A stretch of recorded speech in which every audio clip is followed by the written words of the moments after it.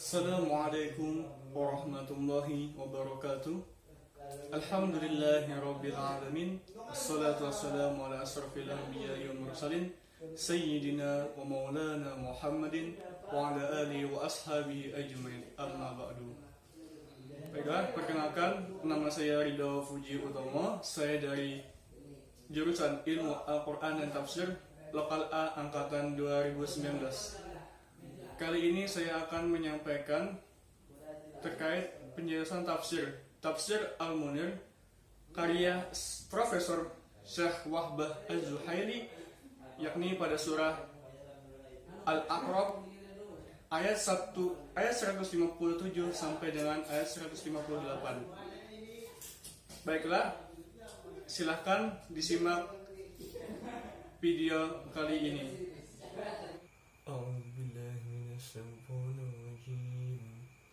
Bismillahirrahmanirrahim. Alladzina yattabi'una ar-rasula an-nabiyya al-ummiyya alladhina yajidunahu maktuban 'indahum fit-tawrati wal-injil. الذين يجدونه مكتوبا عندهم في التوراة والإنجيل يأمرهم بالمعروف وينهاهم عن المنكر ويحل لهم الطيبات ويحرم عليهم الخبيث ويضع عنهم إصرهم والأغلال التي كانت عليهم فالذين آمنوا به وعزروه ونصروه واتبعوا النور الذي أنزل معه أولئك هم المفلحون. قل يا أيها الناس إني رسول الله إليكم جميعا الذي له ملك السماوات والأرض لا إله إلا هو يحيي ويميت فآمنوا بالله ورسوله النبي الأمي الذي يؤمن بالله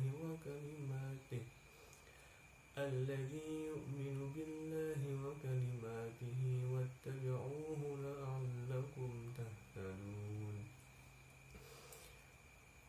Alhamdulillah, kita akan memasuki pada penjelasan tentang ayat 157 surah Al-A'raf ini dari Tafsir Al-Munir karya Profesor Wahbah Az-Zuhaili.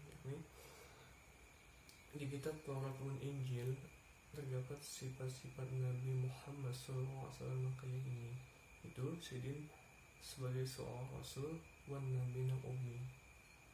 Didahulukan penyambatan Rasul gasan lebih memberi perhatian lawan risalahnya, karena pengertian Nabi sebagaimana diterangkan di atas. Dihigan itu, setiap Rasul adalah Nabi, namun kada setiap Nabi adalah Rasul, karena Rasul wan Nabi sama dalam sesuatu yang sifatnya umum, yaitu yang dipadahkan padanya, namun belain dalam hal yang lebih khusus, yaitu risalah. Umian Nabi adalah gasan membuat wahwan tuduhan-tuduhan bahwa Al-Quran adalah hasil olahannya. Berarti keumian adalah sebuah mukjizat, sebagaimana firman Allah Subhanahu wa Ta'ala yang artinya, dan engkaulah Muhammad tidak pernah membaca sesuatu kitab sebelum Al-Quran, dan engkau tidak pernah menulis suatu kitab dengan tangan kananmu sekiranya engkau pernah membaca dan menulis. Niscaya ragu orang-orang yang mengingkarinya. Al-Quran surah Al-Ankabut ayat 48. Meskipun Nabi SAW kada bisa menulis dan membaca, namun sidin kawa membacakan kitab Allah yang diajarkan secara langsung oleh Allah, tanpa ditambah-tambahi, dikurangi atau diubah-ubah. Hal ini juga menjadi sebuah mukjizat, sebagaimana firman Allah Subhanahu wa Ta'ala yang artinya, kami akan membacakan Al-Quran kepadanya Muhammad sehingga engkau tidak akan lupa. Quran surah Al-A'la ayat 6. Bangsa Arab sorangan adalah bangsa yang ummi. Dalam sebuah hadis sahih diriwayatkan dari Ibnu Umar bahwa Nabi Sallallahu Alaihi Wasallam bersabda, kita adalah bangsa yang ummi, yang bisa menulis dan menghitung. Hadis riwayat Bukhari dan Muslim. Adanya sifat-sifat Nabi Sallallahu Alaihi Wasallam di dalam Taurat dan Injil menunjukkan bahwa sifat wan kebujuran dan kenabian sering tertulis di dalam Taurat dan Injil. Jika hal tersebut kada tertulis, tentu saja penerangan ajaran ini akan menjadi hal yang membuat Yahudi wan Nasrani bukan wan kada akan menerimanya, karena terus menerus menyambat hal yang dusta wan palsu akan sangat membuat orang buka wan kada akan diterima oleh orang yang berpikiran cerdas. Hal ini menjadi bukti lawan kebujuran kenabiannya. Misi Nabi Muhammad adalah amar ma'ruf wan nahi munkar. Apa berpandir ayat yang berbunyi ya'muruhum bil ma'ruf. Maknanya adalah menyuruhkan bubuhannya untuk meninggalkan sekutu-sekutu, kesan berakhlak mulia, wan menyambung tali silaturahim. Sementara makna ayat wayanhahum 'anil munkar adalah menangati bubuhannya, menyembah berhala, wan memakai tali silaturahim. Amar ma'ruf ini sudah masuk dalam satu sabda Rasulullah SAW, mengagungkan perintah Allah dan mengasihi para makhluknya.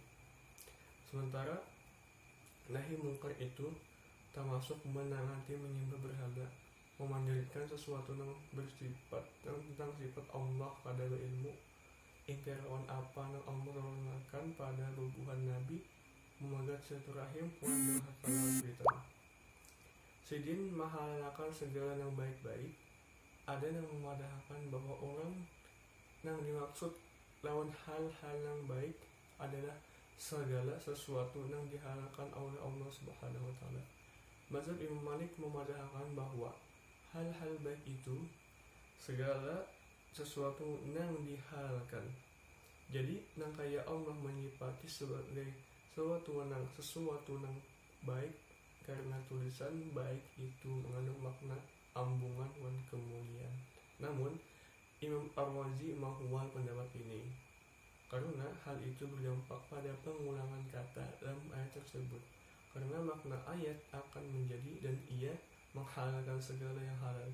Ini akan membuat ayat tersebut kada memiliki faedah yang berarti, karena kita kada pernah tahu apa wan bagaimana hal-hal yang dihalalkan Allah itu. Nang bujur adalah bahwa maksud dari hal-hal yang baik itu adalah segala sesuatu yang baik menurut tabiat manusia, yaitu pas dimakan akan menimbulkan kenyamanan. Hukum dasar pada segala sesuatu yang bermanfaat adalah halal.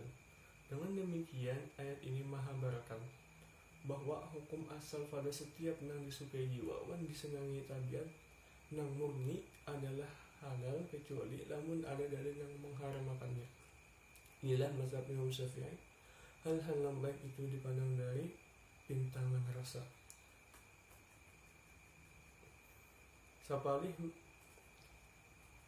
Sepalih ulama menjadikan ayat ini sebagai dalil bahwa standar gasan kehalal makanan nang kada nas dan menegaskan kehalalan wan keharamannya adalah napa nang diketujui Banu Arab dalam kondisi normal. Namun itu juga gasan masalah haram. Standarnya adalah napa nang kada diketujui Banu Arab. Sidin mengharamkan hal-hal nang kada baik, maksudnya menangati bubuhannya, memaraki hal-hal yang kada baik, yaitu seberataan hal yang dipandang kada baik oleh jiwa nang barasih, serta lamun memakannya pacangan menyebabkan kesengsaraan. Hukum dasar gasan hal-hal yang membahayakan adalah haram. Kesimpulannya, setiap yang dipandang kada baik secara fitrah, hukum dasarnya adalah haram, kecuali lamun ada yang menghalalkannya. Hal-hal yang dilarang itu menurut mazhab Imam Malik adalah segala yang diharamkan, dan itu sidin menghalalkan hal-hal yang dipandang kada baik secara tabiat nah kayak ular, kalajengking, kumbang, wan kekawanannya. Di atas kita sudah melihat lamahnya pendapat ini. Sementara mazhab Imam Syafi'i berpendapat bahwa segala yang diharamkan secara syariat wan hal-hal yang dipandang kada baik secara tabiat adalah haram. Lamun kaitu kalajengking, kumbang, tokek, wan kekawanannya nang sajanis wan dipandang kada baik tabiatnya adalah haram. Sidin membuang dari bubuhannya beberapa beban-beban wan belenggu-belenggu yang ada lawan bubuhannya. Maksudnya sidin menghilangkan beban-beban wan hukum-hukum barat yang pernah disyariatkan lawan Bani Israel, nah kayak pengharaman harta jabatan perang, pengharaman duduk di parak orang nang haid, membuang tempat nang karena najis, pemberlakuan kisos lawan si pembunuh kada didenda sama sekali, membunuh diri sebagai tanda bertobat wan lainnya. Jadi pas bubuhannya berhasil mengumpulkan harta simpanan perang, akan turun api matan langit wan langsung membakar juntaran perang itu. Jika bebinya sedang haid, bubuhannya kada akun memarakinya. Apabila baju bubuhannya karena kami, bubuhannya akan merabit wan membuang bagian yang kana najis itu. Bahkan ada riwayat itu dua berlaku gasan bubuhannya, artinya itu dua berlaku gasan kulit bubuhannya. Artinya pas kulit naik kena kana najis, kulit itu mesti dicampakkan atau ditanggalkan. Namun pas Nabi SAW datang, sedang menghalalkan harta juntanan perang, membolehkan si laki duduk lawan bininya nang pas haid, makan wan guling lawannya. Nabi juga membolehkan gasan membasuh baju atau kulit nang kana kami, mensyariatkan adanya denda wan mengkhususkan kisos gasan kasus pembunuhan yang digawi secara sengaja, serta menyediakan obat taubat itu cukup lawan lidah wan hati yang hadir bersama Allah Subhanahu wa taala. Baiklah, selanjutnya ayat selanjutnya ayat 158. Imba Allah menerangkan tentang adanya sifat-sifat Nabi SAW disebutkan dalam Taurat dan Injil. Lalu sidin memandirakan bahwa siapa yang mengumpatinya akan mendapatkan kebahagiaan di dunia wan akhirat. Imbah itu Allah menerangkan keistimewaan risalah Islam, bahwa sidin merupakan risalah universal. Nabi Muhammad SAW diutus tegasan semua manusia. Siapa yang mengumpatinya akan mendapatkan kebahagiaan. Padahkan wahai Muhammad lawan semua manusia, baik Arab wan maupun non-Arab, kulit putih atau kulit hirang, sesungguhnya aku adalah utusan Allah kepada kalian, bukan kepada kaumku semata, dan untuk setiap waktu dan masa sampai hari kiamat nanti. Ini artinya Nabi Muhammad SAW diutus ke semua manusia, sebagaimana firman Allah Subhanahu wa taala yang artinya, dan kami tidak mengutus engkau Muhammad melainkan untuk menjadi rahmat bagi seluruh alam. Quran surah Al-Anbiya ayat 107. Awal surah Al-Furqan telah menegaskan universalitas risalah ini. Ada juga banyak hadis sahih yang menegaskan universalitas risalah Nabi Muhammad SAW. Nah kayak hadis yang terdapat dalam Sahihain wan Nasa'i matan Jabir bin Abdullah matan Nabi SAW, sidin bersabda, aku diberikan 5 hal yang tidak pernah diberikan kepada seorang nabi pun sebelumnya. Aku diberi bantuan dengan rasa takut yang dilemparkan Allah ke dalam hati para musuh selama perjalanan 1 bulan. Dijadikan bumi bagiku sebagai masjid dan untuk menyucikan, sehingga siapapun umatku yang akan sholat maka ia bisa sholat dimanapun. Dihalalkan harta rampasan perang bagiku dan tidak dihalalkan bagi siapapun sebelumku. Aku diberikan hak memberi syafaat. Setiap nabi yang sebelumku hanya diutus untuk kaumnya saja, sementara aku diutus untuk manusia seluruhnya. Hadis riwayat Bukhari, Muslim dan An-Nasa'i. Zat yang memiliki kekuasaan sempurna di langit wan bumi semuanya wan selinang berkuasa mutlak gasan menghidupkan wan mematikan. Ayat ini mengandung 3 unsur pokok akidah, yaitu tauhid rububiyah, tauhid dasar keimanan, tauhid uluhiyah, yaitu iman dan amal. Maksudnya menyembah Allah semata, kemudian beriman lawan risalah Nabi Muhammad SAW, dan beriman lawan hari berbangkit, imbah mati. Inilah makna menghidupkan dan mematikan. Imbah penerangan di atas, Allah melanjutkan lawan seruan gasan beriman. Wahai semuaan manusia, percaya lawan Allah nang Maha Esa dalam rububiyah wan uluhiyahnya. Wan berimanlah lawan nabinya yang ummi nang telah diutusnya kepada semua makhluk sidin.